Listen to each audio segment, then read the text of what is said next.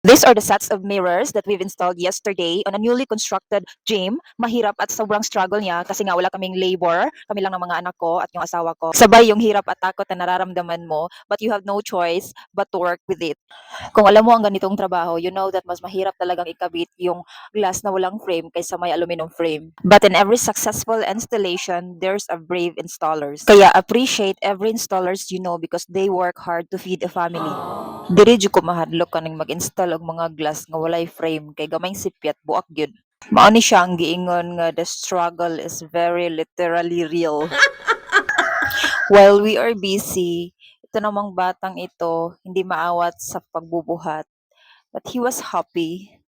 And yes, we are very grateful because on that the same day we finished the project successfully and safely. And how I wish we are able to record a video on that scene kung giunsa na mo pag-struggle i-survive ning installation. I know maraming beses pa namin gagawin to, but the fear will always be fresh kasi nga glass to fragile, kailangan mong ingatan at kailangan mo rin mag-ingat. Materials used were 1/4 thick glass, 4 by 6 size, Norton double-sided tape, plastic cups, and neutral cure sealant.